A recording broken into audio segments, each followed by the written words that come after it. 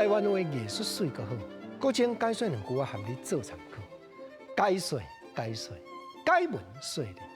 好朋友，国情今日招你来研究几句啊，甲草木有牵连的俗语话，这拢我专工去日本时代一本台湾风俗志的册内底编出来、刻出来。头一句咱来讲农村社会经验谈，人讲旧柴草快稻火，旧人床好吹过。哦，对啦，真侪白暗嘛，你一听就知，旧柴草咧引茶点火较快稻，啊那旧人床咧用较好手势，当然吹过就较快。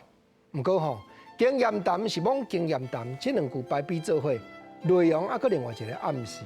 你若听国情我咧讲两句，你若听我一个知己的，伊伫咧歌戏舞台顶，大舞台拢做小生或者阿豪啊，我莫讲伊的名啦，毋是，啊，就讲出来啊你。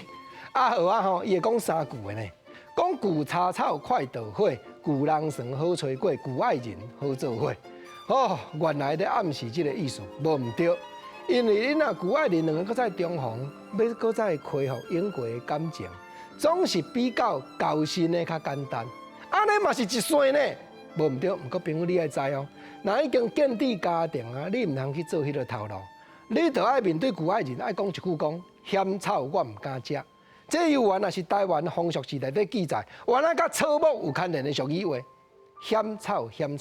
嫌路的草唔通去食啦，唔通去想讲人无欢财不富，唔通想即个拍算，因为咱若今仔日已经有家庭，咱就爱顾家庭，就爱顾某囝，咱通讲贪欢好色、贪刺激，所以就爱表明嫌草我唔敢食。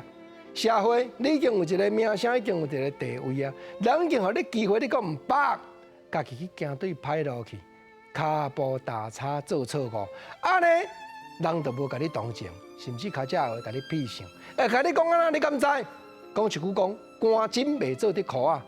我国情啊，这句意思原来真好呢。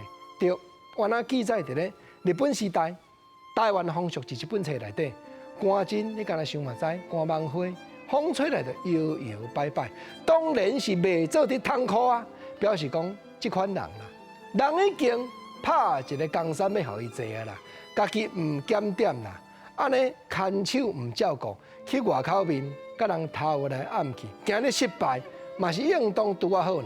所以虽然表面咧讲草木，毋过这个俗语话，真正通咧应用人生，咧解说社会百般的情形。